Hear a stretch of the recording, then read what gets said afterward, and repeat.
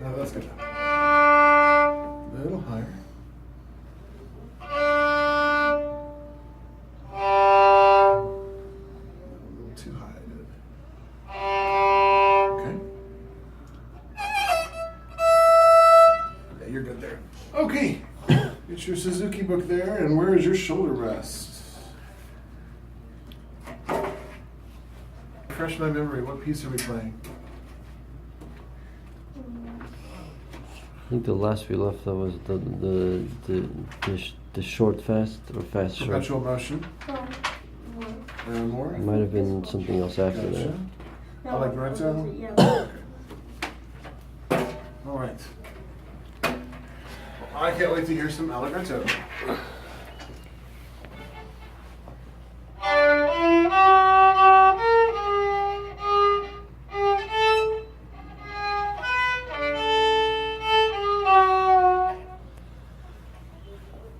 Let's start fresh with this one. Give yourself a little room, take a half step that way. Just a half step, there you go. Now you got room to bow. From the top.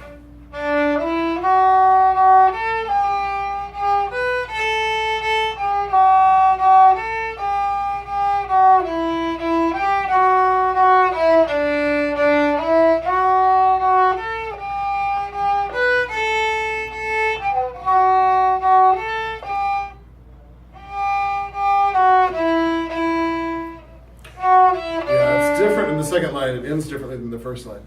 Try that second line again for me. Start with the last two notes there.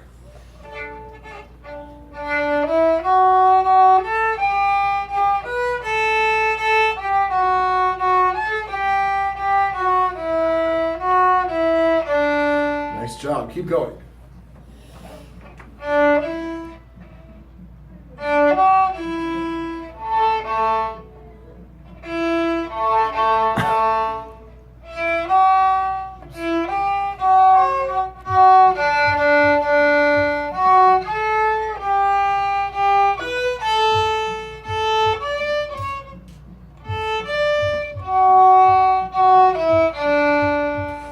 Let's work on that ending. Let's work on the ending a little bit. Start right on the A right there. A, D, A.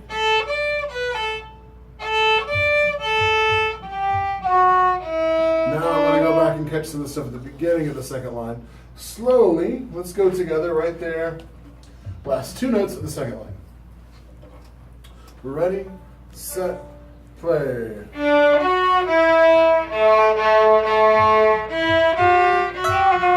So the 1, 3 right there, ready, go. Yeah,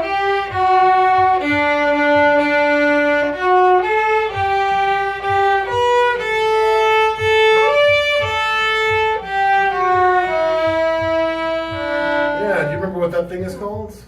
You do as well? Yeah, do you remember what its name is? It's an Italian word, fermata. Means we hold it out longer than we're supposed to. Good, let's run the whole third line again. Back to the D, F sharp. Ready? Go. We'll add one more A in there. Let's try it again from the D and the F sharp. Ready? Play. Right there, down bow on the D. Ready? Go.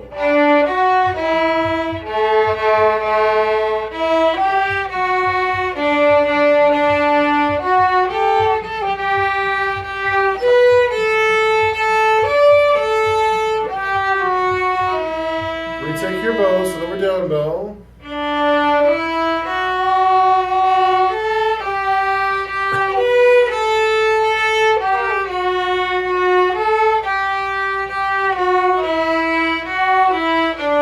Nice work on this one. Now, what are those little sideways? It looks like an up bow symbol that's turned on its side. Do you remember what those are called? Did we talk about that? Crescendo? Well, sometimes it looks like a little crescendo or a decrescendo. In fact, if we come over, let's see how far we have to go to find an example like that. That's more like a decrescendo. Decrescendo there. This one is a much shorter span. That's not a crescendo or decrescendo. That's actually an accent. So we put a little bit more weight on accented notes. So I would play at the beginning, I would play...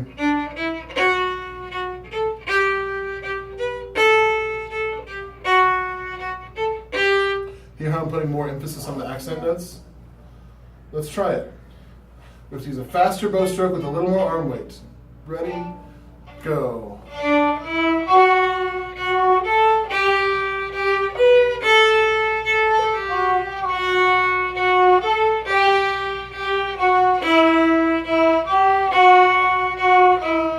Those were some good accents. Nice job. I want to hear you do that. Start from the beginning for me.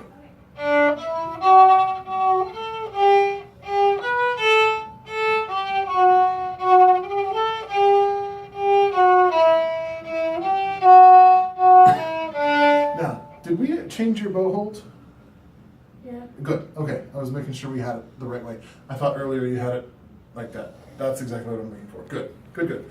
Let's do the second line. Let's put the accents in there. Start with the last two notes.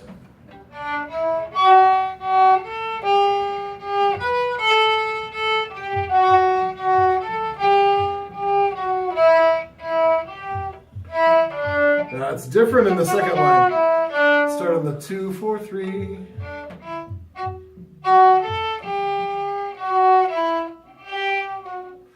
Two, 4, 3.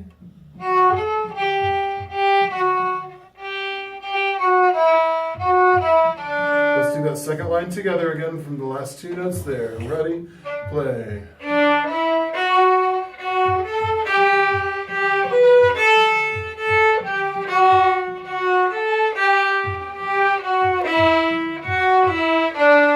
Well, that last one doesn't have an accent. They tricked us on that one. Let's keep going. Accents fall in different places in the third line. They fall on eighth notes and quarter notes here. From here, ready? Play.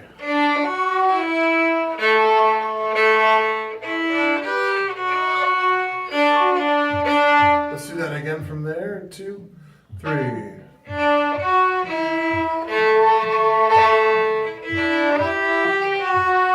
We're keep missing that 1, 3, 2. Let's go back to the D again. Ready? Play.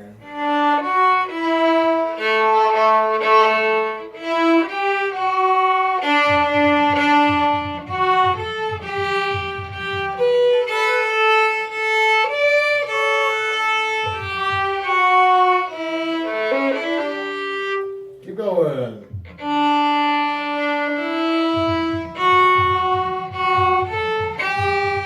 Accents. Get those accents. Let's see here. It's true. What people have problem with in this one is the first line versus the second line because they end differently, right? They start the same way. Play the first line for me.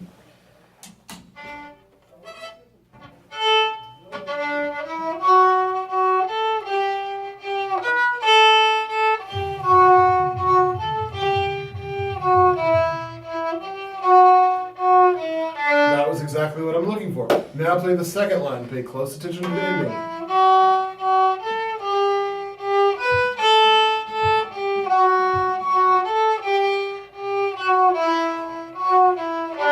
That's exactly right. How close do you think we are to memorizing this one? Can we work on memorizing this week? Okay. We can just work on it, sure. We're going to start the andantino piece that's below it also. So I'm going to say 7, 30. Memorize, and 7, 30. We're going to start working on this one. Andantino is very similar to allegretto. If you'll notice, the second line and the fourth line are the same notes. The first line is very similar, but it just ends differently. And then the third line is totally unique from the others. Same pattern as allegretto. You'll also see a lot of the same 8th, 8th quarter, 8th, 8th quarter kind of patterns in this one. Let's give us both a little room. Take a half step that way. There we go. Andantino slowly.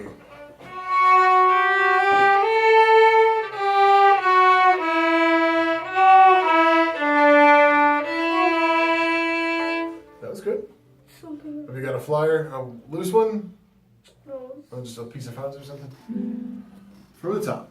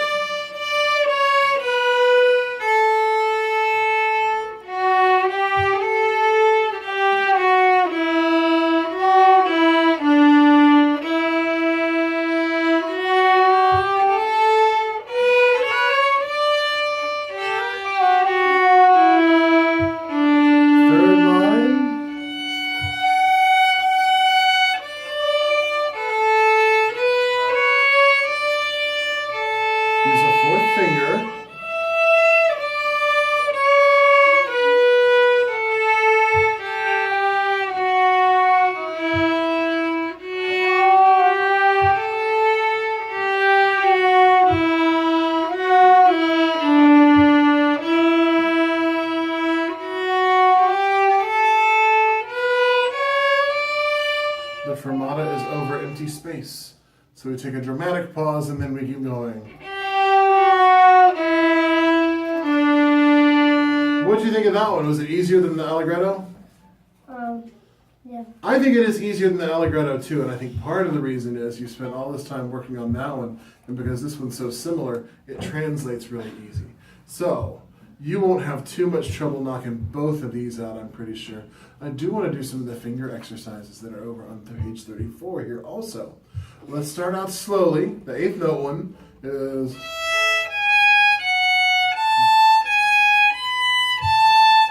And then we do the same thing again. Let's try that from the top of the page there.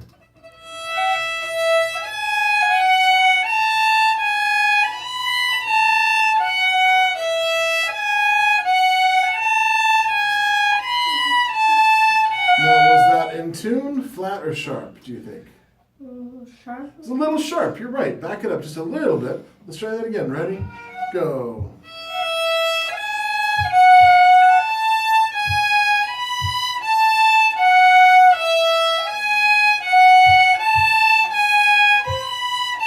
Now the 16th note.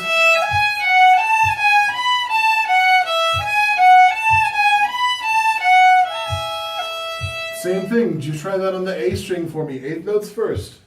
Ooh, that's the D string though. Wait a minute, time out. You're getting ahead of yourself. That's the D string. I want to hear on the A string.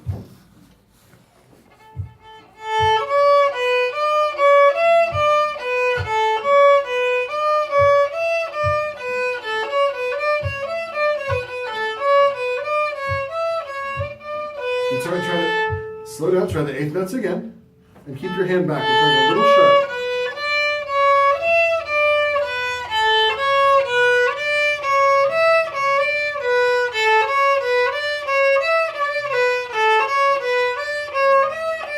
Good, now to the D string exercise.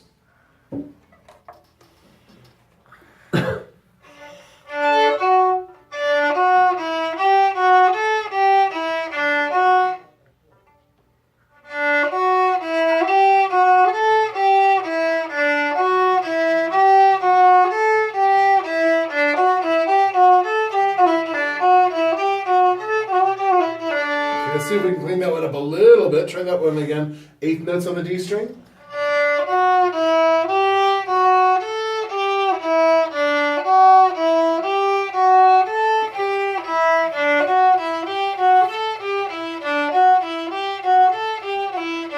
Very nice job. What if it doesn't write it on the G string, but could we extend that and play those notes on the G string? The same finger pattern.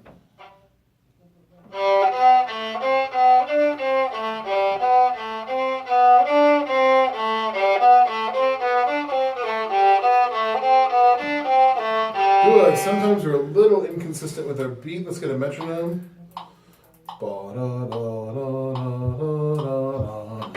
Let's try that on the G. 72 is our quarter note. 8th notes to start. Ready, go.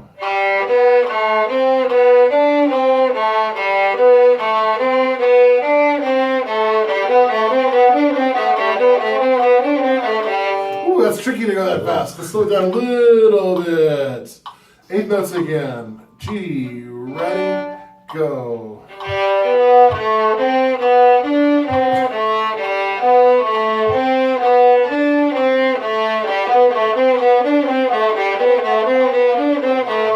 That's tricky to go that fast. You're doing a great job with it. The next one is a double stop exercise. Double stops happen when we play more than one note at the same time.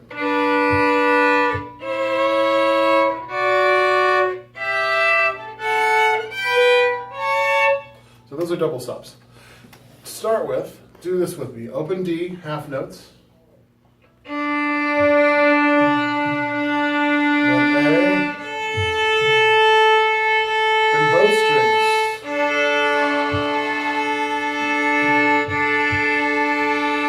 Try it just you this time. Make sure that both notes speak the whole time. From the half notes there, D. Just a question, do both notes always have to harmonize? Or You not don't have necessarily? to. If the composer writes them to be dissonant, you certainly can have, I mean, like, this reminds me like from the movie like Psycho soundtrack. Yeah, that doesn't. That's It's not double harmony. stops, but it doesn't It harmonize. just- Yeah. Try that. Let's do the open strings.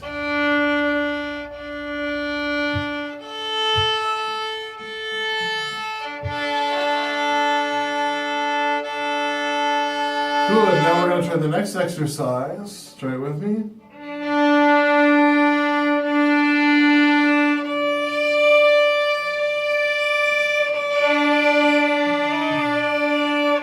And those harmonize with each other because they're both Ds, right? Octaves are really tough to tune. If it's the slightest bit out, it sounds so bad. So really be careful to get those in tune. Try it yourself this time.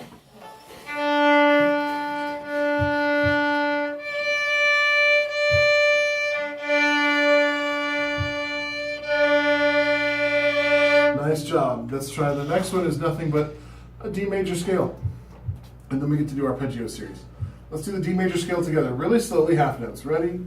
Play.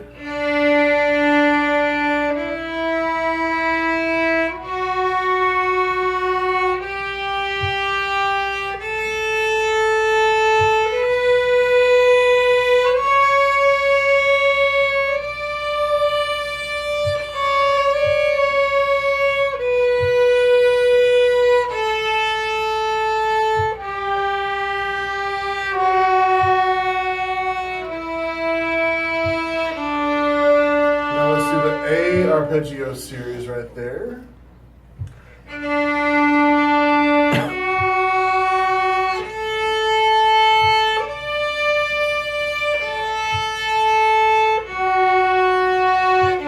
Now retake your bones to the B series.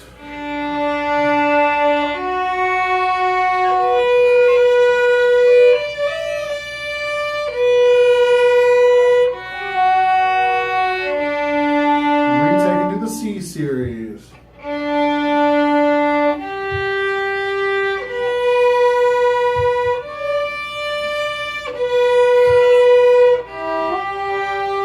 Now, I see your hand shaking sometimes. It wants to do vibrato, I can tell.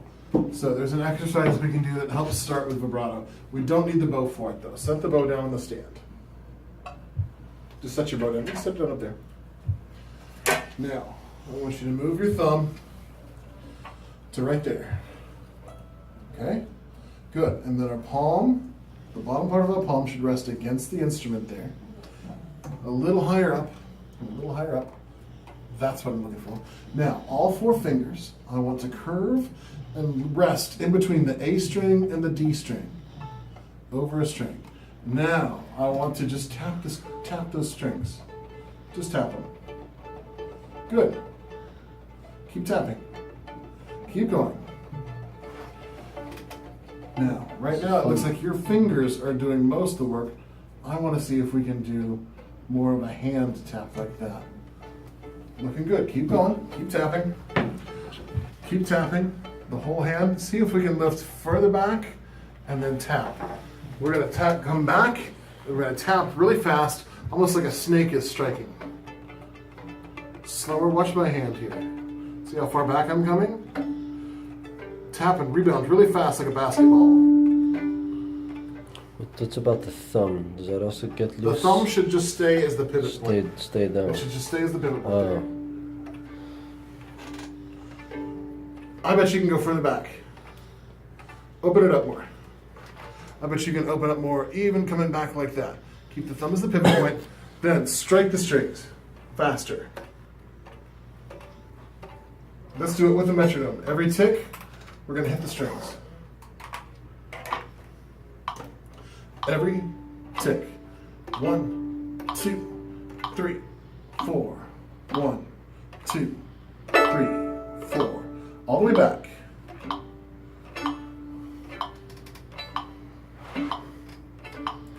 We're getting lazy now. We're just strumming the strings. I want the hand to come all the way up, Mendel, like this. Look at my hand. All the way back and then straight down on it. We're just kind of strumming the strings now. Shake your hand up. It gets tired doing this. We're going to go faster. We'll try 80.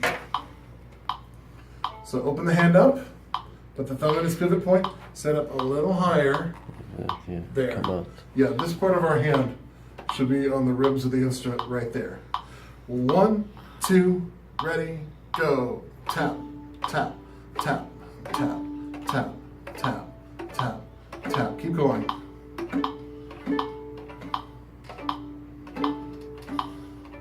See if we can go a little faster. So should he bend it more instead of just coming It's straight? okay if they bend a little. Ultimately, I want the bending to happen at the wrist because that's what's going to happen when we vibrato. We're loosening the wrist up at this point, giving it a range of motion because when we vibrato, the wrist is the pivot point.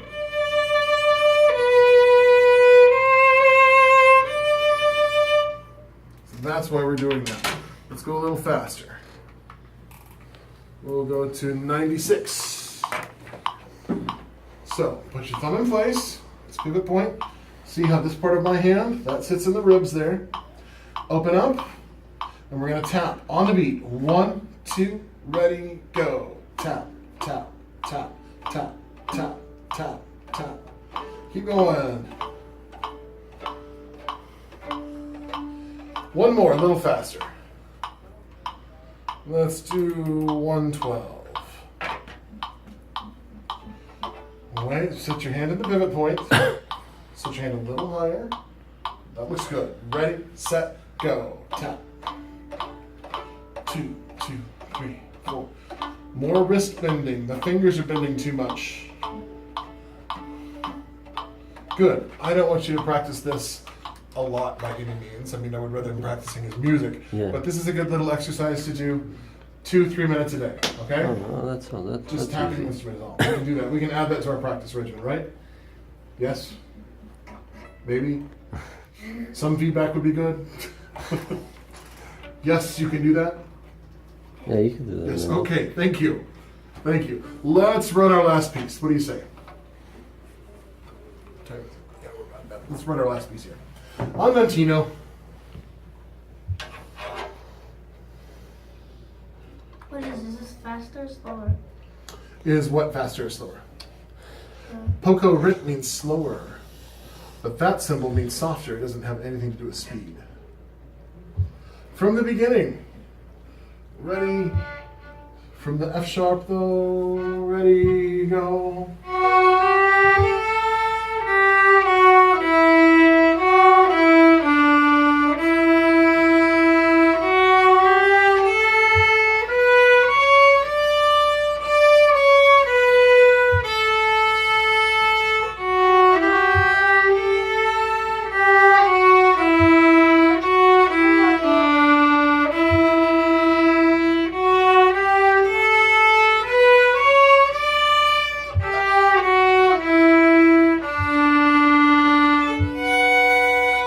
We're on the E string here.